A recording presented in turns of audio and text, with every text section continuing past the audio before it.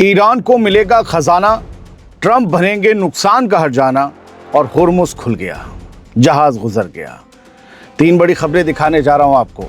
15 जून 2026 की शाम लग चुकी है। आदिल खान आज़ाद का आदाब कबूल कीजिए। तीन बड़ी खबरें, कुछ मुख्तसर डिटेल में, कुछ फुल डिटेल में। कई महीनों बाद आखिरकार स्ट्रेट ऑफ हॉर्मुज फिर खुलना शुरू हो गया है। 15 जून की दोपहर पहली बार एक जहाज बेफिक्र होकर इस रास्ते से गुजर गया। उसे पता था कि इस बार किसी तरफ से हमला नहीं होगा, ना ईरान की तरफ से ना अमेरिका की तरफ से।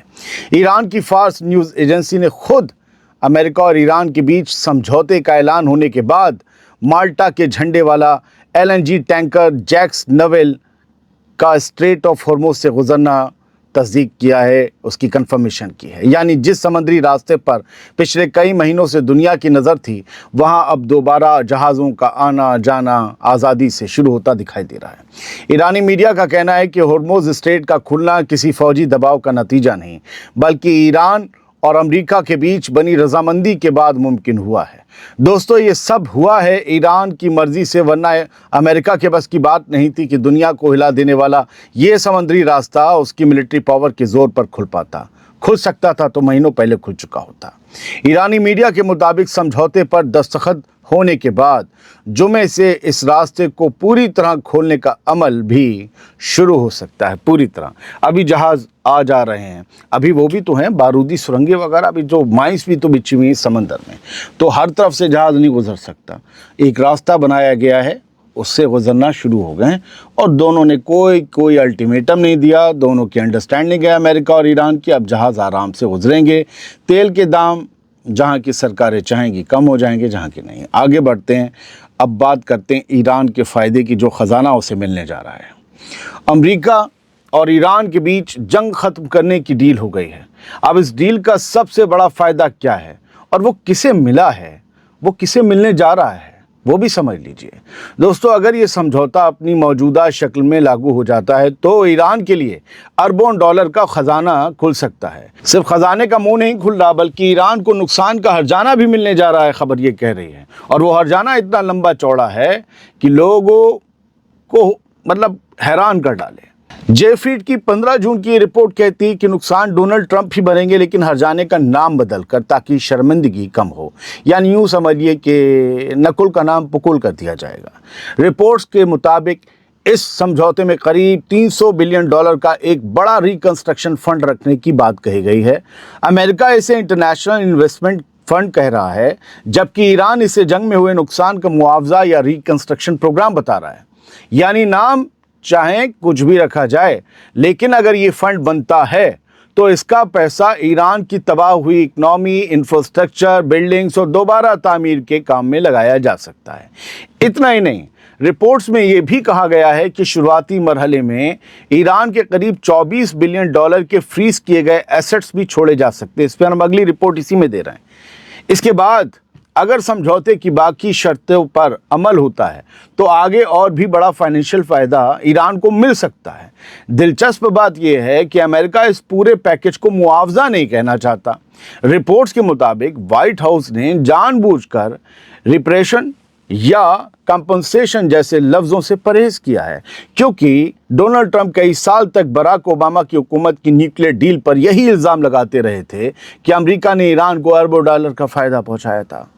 यानी अब अगर ट्रंप खुलकर ये मान लें कि ईरान को सैकड़ों बिलियन डॉलर का पैकेज दिया जा रहा है, तो उनके अपने सियासी साथी भी उन पर सवाल उठा सकते हैं। शायद यही वजह है कि इस पूरे पैकेज को इन्वेस्टमेंट फंड का नाम दिया जा रहा है कि हम इन्वेस्ट कर रहे हैं और वसूल लेंगे। अगर ये सारी बातें अमल में आ जाती हैं तो जंग के बाद ईरान को सिर्फ राहत ही नहीं मिलेगी, बल्कि उसकी इकनॉमी को भी बहुत बड़ा सहारा मिल सकता है। और यही वो बात है जिसे इस्राइल के लिए सबसे बड़ी परेशानी का सबब माना जा रहा है, क्योंकि जिस ईरान को लंबे अरसे से इकनॉमिक दबाव में रखने की कोशिश की जा रही थी, जिसे बर्बाद कर देने का ख्वाब था, वही ईरान इस समझौते के बाद अरबों डॉलर के नए फाइनेंशियल रास्ते हासिल कर सकता है। यानी अगर ये रिपोर्ट सही साबित हो जाती हैं तो ये डील सिर्फ जंग रोकने का समझौता नहीं होगी, बल्कि ईरान की इकनॉमी के लिए भी एक नए दौर की शुरुआत बन सकती है। मैं जो बार बार कहता हूँ ना, अगर ये रिपोर्ट सही साबित हो जाती हैं तो, क्योंकि चक्कर ये है ना, कभी भी कोई अपने बयान से पलट जाता है। लेकिन एक बात समझ लीजिए, समझौता कुछ दे के कुछ लेके ही होता है। ईरान ने क्या दिया है उस पर बयान आने शुरू होंगे। ईरान को क्या मिल रहा है उसकी खबरें तो इस्राएली मीडिया भी छाप रहा है, जो बेचैन है। अगली खबर की तरफ बढ़ते हैं दोस्तों। अब एक ऐसी खबर सुन लीजिए जिससे ये सवाल उठने लगा है कि क्या अमेरिका और ईरान के बीच हुआ ये समझौता ज़्यादातर ईरान की शर्तों पर आगे बढ़ा है। क्योंकि 15 जून को सामने आई एक और रिपोर्ट में ये दावा किया गया कि आमने सामने की बातचीत शुरू होने से पहले ही अमेरिका को ईरान के फ्रीज किए गए अरबों डॉलर छोड़ने पड़ेंगे।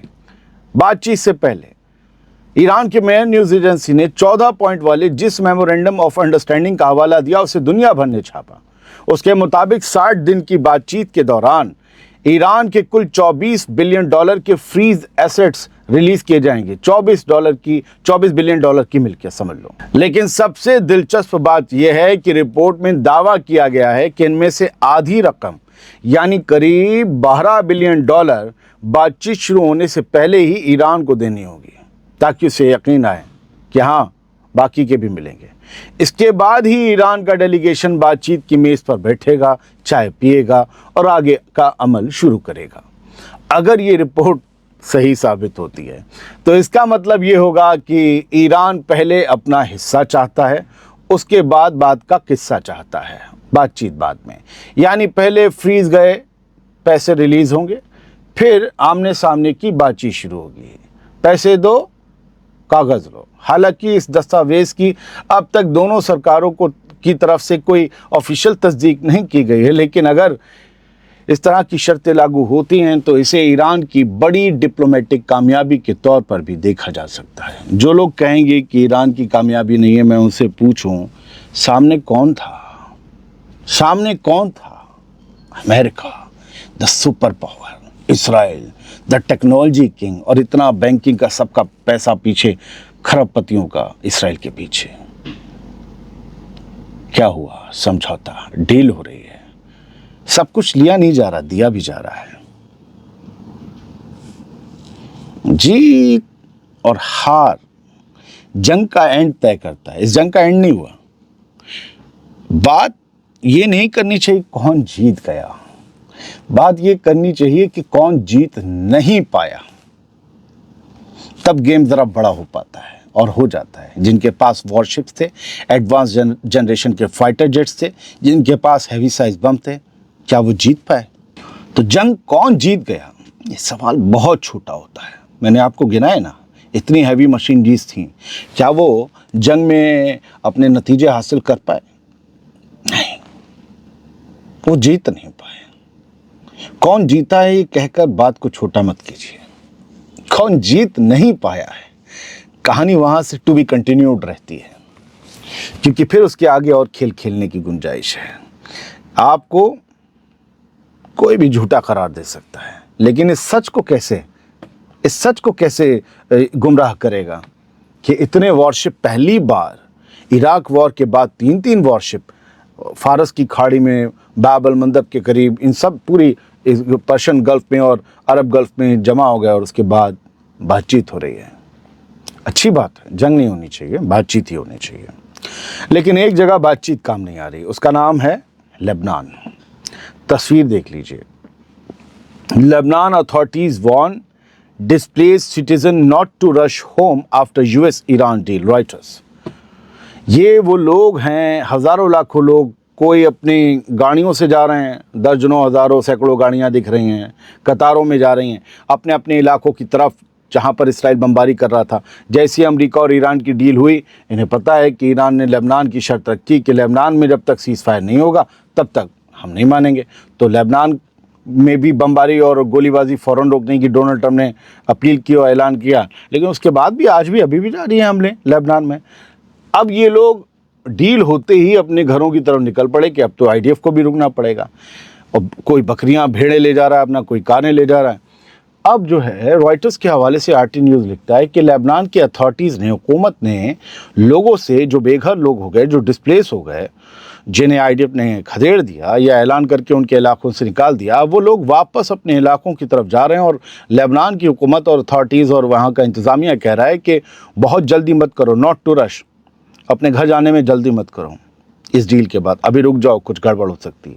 یہاں الارمنگ اسٹیج ہے، کیونکہ اس سے پہلے اسرائیل سے کیا بیان آیا تھا وہ اسی پوسٹ میں نیچے لکھا ہے، آپ نے ویڈیو دیکھ لیا ہوگا، نیچے لکھا ہے earlier Israel's defense minister Katz said that IDF would not withdraw from occupied Lebanese territories. آج ہی یہ اسرائیل کاٹس جو ڈیفنس منسٹر آف اسرائیل ہے، اس کا بیان آیا تھا کہ IDF جہاں تک آگے بڑھ گئی ہے لیبنیز ٹیریٹریز میں، لبنان کی زمینوں پر جہاں تک اس کا ہولڈ ہے، وہاں سے IDF واپس نہیں آئے گی۔ یہ ایک طریقے سے لبنانی زمینوں پر قبضے کا اعلان ہے۔ گریٹر اسرائیل کے خواب میں وہ بھی ہے، ان کا تو خواب ہی ٹوٹ گیا ہے۔ میں اگلے ویڈیو میں آپ کو بتاؤں گا کس طرح سے رونا، خالی رونا میں کہوں گا، رونا مچا ہوا ہے اسرائیل میں اور کوسا جا رہا ہے امریکہ کو، یہ حالات ہیں، اور اب یہ کھسیا کے کہہ رہے ہیں ہم لبنانی زمینوں کو نہیں چھوڑیں گے، تو یہاں ٹکراؤ پھر سے ہو سکتا ہے۔ بہت بہت شکریہ، سلامت رہیے، خوش رہیے۔ کل چھٹی تھی، ہم نے بھی مہینوں یا ہفتوں کے بعد ایک سنڈے لے لیا، شفٹنگ میں پیچھے بھی لیا تھا۔ بہت سے لوگوں نے پوچھا، یہ بات صرف ان کے لیے جو ڈیڈیکیٹڈ ویورز ہیں، جنہیں میرا خیال ہے کامن عام ویورز کے لیے خبریں ختم ہو گئی تھیں پہلے ہی۔ Thank you.